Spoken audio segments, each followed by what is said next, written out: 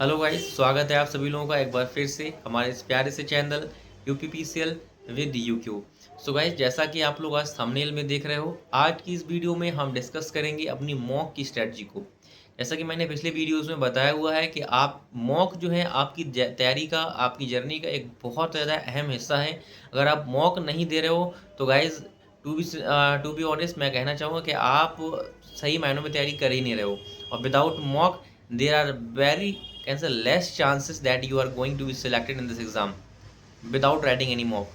So mock तो आपको लिखने ही पड़ेंगे। अब मॉक जब इतनी इंपॉर्टेंट चीज़ तो यार उसके लिए प्रॉपर स्ट्रेटजी के साथ हमें मॉक लिखने होंगे। मॉक लिखने के लिए ये नहीं मैं देखता हूँ बहुत से बच्चे बस फॉर्मेलिटी के लिए मॉक ले लिया है, ऑनलाइन या ऑफलाइन उसको लगाए जा रहे हैं। कितना मार्क्स आ रहा है, क्या आ रहा है, कैसे आ रहा है, विदाउट एनी स्ट्रेटजी बस मॉक दिए जा रहे हैं और उन बच्चों के मार्क्स इंप्रूव नहीं होते, फिर वो टेंशन लिए रहते हैं।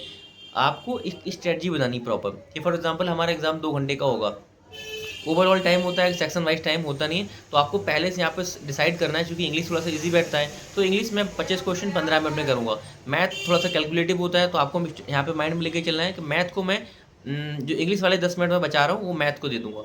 ठीक है, हिंदी ईजी हो जाएगा जल्दी। तो इस तरह से आपको एक स्ट्रैटेजी बनानी है अपनी स्ट्रेंथ के अकॉर्डिंग, अपनी तैयारी के अकॉर्डिंग।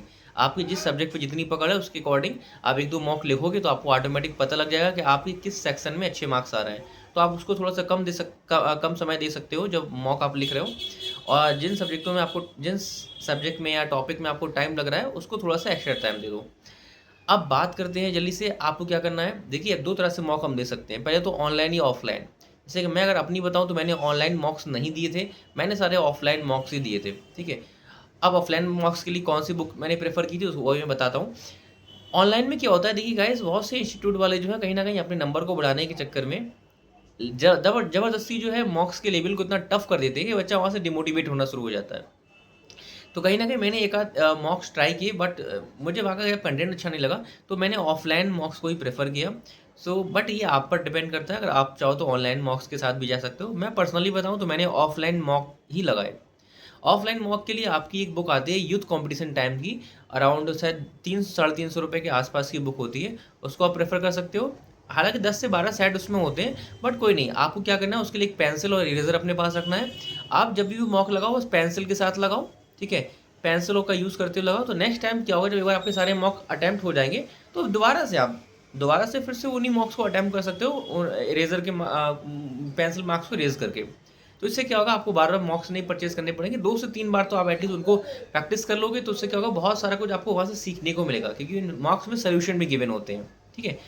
अब ऑफलाइन मॉक्स की मैं बात करूँ, फॉर एग्जांपल मैंने इसे डिसाइड किया कि मेरा 1.5 घंटे का टाइम रहेगा एग्ज़ाम में, ठीक है? तो आपको उस तरह से स्ट्रैटेजी बना लेनी माइंड में कि कितना-कितना टाइम देना है।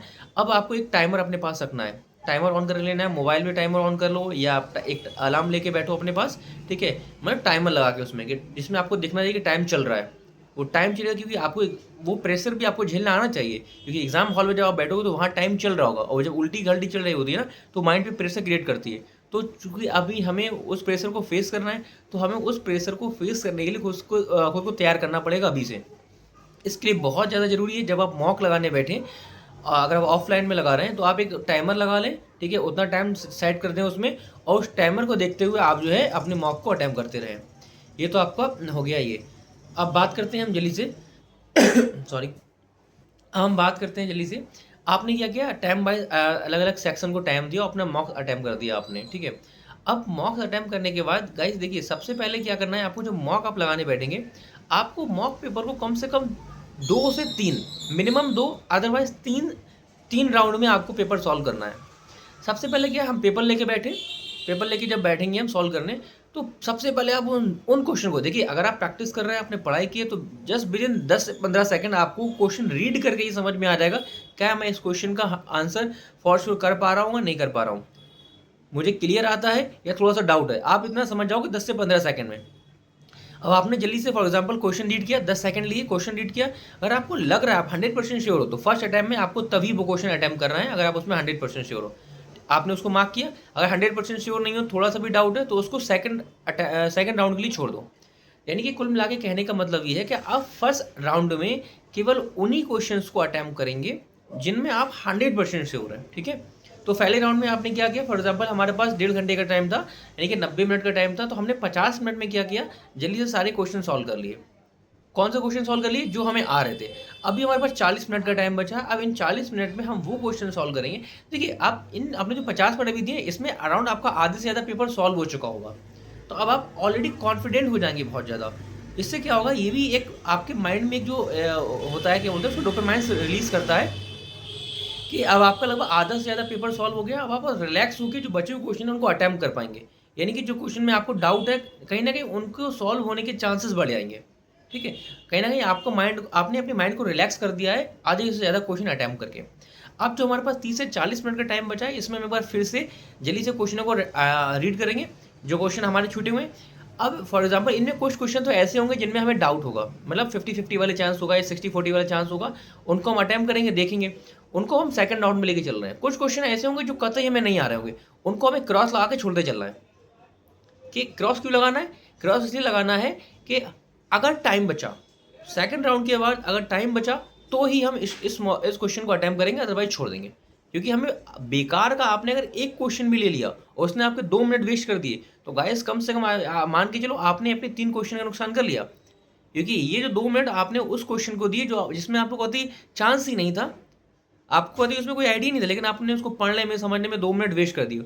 और इन 2 मिनट में आप क्या कर सकते थे, कम से कम 2 से 3 क्वेश्चन दूसरे निकाल सकते थे। तो आपको नहीं देना है। आपको ऐसे क्वेश्चन को जिनमें आपको बिल्कुल भी क्लैरिटी नहीं है, छोड़ देना थर्ड राउंड के लिए। तो कुल क्या है, कुल मिला के फर्स्ट राउंड में हमने वो सारे क्वेश्चन अटैम्प्ट किए जो जिनमें 100% से होते। सेकंड राउंड में हम वो क्वेश्चन अटैम्प्ट करेंगे जिनमें हमें लगभग 50-50 या 60-40 वाला चांस है, हम वो अटैम्प्ट कर लेंगे। अब अगर टाइम बचता है तो, क्योंकि हमें सारे क्वेश्चन अटैम्प्ट भी नहीं करना है, नेगेटिव मार्किंग है वहाँ पे, ठीक है, हमें ईमानदारी से अभी मॉक अटैम्प्ट करने के बाद खुद को मार्क्स भी देने हैं। तो आपने अब अगर टाइम बचा सेकंड राउंड के बाद, तो आप देख लो अब जो क्वेश्चन में आपको डाउट है और डाउट वाले क्वेश्चन आपने पढ़े और आपको लग रहा है कि हाँ ठीक है ऐसा हो सकता है, मतलब पढ़ने के बाद अगर उसमें 50-50 चांस बन गया तो उसको अटैम्प्ट कर दो, अदरवाइज छोड़ दो। तो कुल मिला के इस तरह से आपने अपना मॉक सॉल्व कर लिया। ये तो आपका मॉक सॉल्व हो गया। अब just at that point of time आप क्या कर सकते हो, अभी मॉक देने के बाद 10 से 15 मिनट का या आधे घंटे का ब्रेक ले सकते हो, क्योंकि आप थक गए हो, आपका माइंड बहुत देर से एक्टिव था, आप मॉक दे रहे थे। आप 10 से 15 मिनट का ब्रेक ले सकते हो। 10 से 15 मिनट के बाद या आधे घंटे के बाद आप आएंगे, सबसे पहले अपने मार्क्स काउंट करेंगे ईमानदारी से। जो क्वेश्चन सही है उसको +1 देना हमें एज पर एग्जाम, जैसे कि एग्जाम में हमारे होता है। और जो क्वेश्चन माइनस है, गलत निकला है, उसको ईमानदारी से, ठीक है, ईमानदारी से आपको माइनस का 0.25 देना है। तो इस तरह से आपने पूरे आपके जो क्वेश्चन थे 150 क्वेश्चन, आपने उनको मार्क्स दे लिया। अब सबको मार्क्स देने के बाद आपको अपने मार्क्स काउंट करना है। पहले पॉजिटिव मार्क्स जोड़ो, फिर माइनस वाले गलत जितने हैं उनको माइनस कर दो। तो आपको अपना नेट स्कोर निकालना है। और अगर आप नेट स्कोर में अभी आप 70-80 का स्कोर कर रहे हैं तो आपका इनिशियल लेवल भी ठीक है। जो लोग पिछले साल का एग्जाम दे चुके हैं उनका अराउंड 100 के आसपास अगर स्कोर आ रहा है तो ठीक है, ठीक है। यानी कि फिर से रिपीट करूंगा, इनिशियल स्टेज में अगर आप 3-4 महीने से तैयारी कर रहे हो तो आपका अगर 70 से 80 के आसपास भी स्कोर आ रहा है तो ठीक है, आप लगभग सही जा रहे हो। एटलीस्ट 60 भी आ रहा है तो ठीक है, जो लोग अभी रिसेंटली तैयारी स्टार्ट किए हैं। और जो लोग पिछले साल का एग्जाम दे चुके हैं उनका तो एटलीस्ट भाई 90 to 100 आना चाहिए। अगर आप मॉक दे रहे हो 90 to 100 आ रहा है मतलब आप ठीक चल रहे हो। अगर इससे कम आ रहा है तो टेंशन नहीं लेना है, मतलब रिवीजन की कमी है, आपको रिवीजन और ज़्यादा करना है, ठीक है। अगर इससे कम आ रहा है, ठीक है, इतना आ रहा है तो ठीक है, फिर आप रिलैक्स होकर अपनी तैयारी को कंटिन्यू कर सकते हो। तो ओवरऑल ये तो था आपका तरीका। अब इनमें ये तो आपने अपने मार्क्स काउंट कर लिए, अभी मॉक खत्म नहीं हुआ है। पहले राउंड में हमने मॉक लगाया, सेकंड राउंड में हमने मॉक अपने मार्क्स काउंट किए।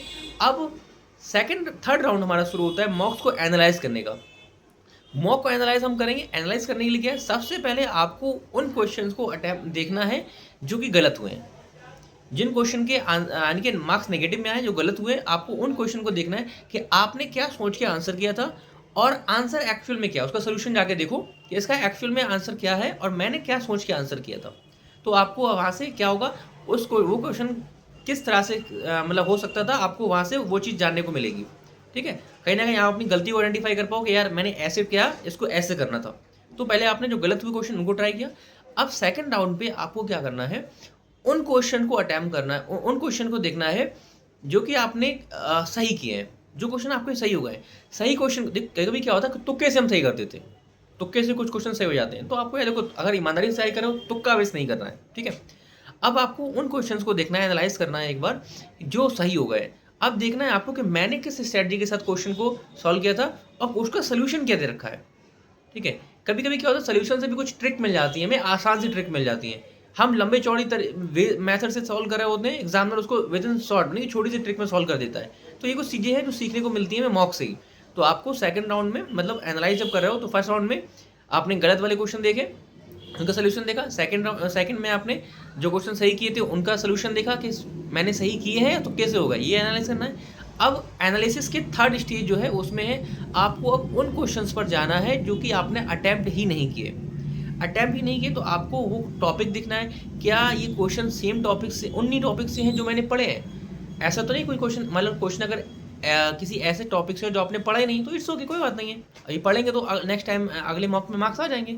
अगर आपने वो टॉपिक पढ़ा है और फिर भी आप उस क्वेश्चन को अटैम्प्ट नहीं कर पाए हो, तो अब आपको यानी यहाँ से क्या सिग्नल मिल रहा है, आपको ऐसा सिग्नल मिला है कि मैंने इस सब्जेक्ट को पढ़ लिया था फिर भी मैं इसका क्वेश्चन अटैम्प्ट नहीं कर पाया हूँ इस टॉपिक का, यानी कि मुझे इसमें रिवीजन करना है, इसमें कुछ छूट रहा है अभी, तो आपको फिर उस टॉपिक का रिवीजन करना है। तो इस तरह से आप प्रॉपर मॉक दे पाएंगे और अपने आप को मॉक के लिए तैयार कर पाएंगे, आप एक अपने अंदर कॉन्फिडेंस पैदा कर पाएंगे। गाइज हो सकता है इनिशियल स्टेज में मार्क्स नहीं आएंगे, मेरे भी नहीं आ रहे थे, but after certain point of time जब हम तैयारी कर चुके होंगे काफ़ी हद तक, ठीक है, अगर आप 3-4-5 महीने से करो तो आपके मार्क्स धीरे धीरे से इंक्रीज होना शुरू हो जाएंगे। ठीक है, अगर आपके लगातार मार्क्स देने के बाद भी मार्क्स इंक्रीज नहीं हो रहा है तो उसके लिए आप कमेंट कर सकते हो, मुझसे डायरेक्टली टच में आ सकते हो कि कैसे इंक्रीज करना है मार्क्स को, अपने स्कोर को, तो उसके लिए मैं आप लोगों की हेल्प करूंगा। फिलहाल अभी इतना ही है कि आपको मॉक कैसे देना है ये मैंने डिस्कस करने की कोशिश की है। आई होप आप लोगों को स्ट्रैटेजी पसंद आई होगी। गाइस हाँ, एक चीज़ और करना है, आप लोग जो नहीं करते हो वीडियो को शेयर एटलीस्ट करते रहिए, और आपको वीडियो पसंद आती है तो लाइक जरूर किया करिए। ठीक है, वीडियो को देखने वाले अराउंड मैं देखता हूँ 300 से 400 व्यूज आते हैं लगभग हर वीडियो पे, लेकिन लाइक्स 50-60-70, तो गाड़ी ऐसा क्यों है? अगर आप लोग कंटेंट, आपके लाइक से बहुत इंकरेजमेंट मिलता है आपके लिए और ज़्यादा मेहनत करने का। तो अगर आपको वीडियो अच्छा लग रहा है, जानकारी इन्फॉर्मेटिव लग रही है, तो प्लीज़ लाइक किया करिए और एटलीस्ट अपने एक फ्रेंड के साथ शेयर किया करिए। ओके, तो that's all for the day guys, मिलते हैं अगली वीडियो में। Till then take care, bye bye.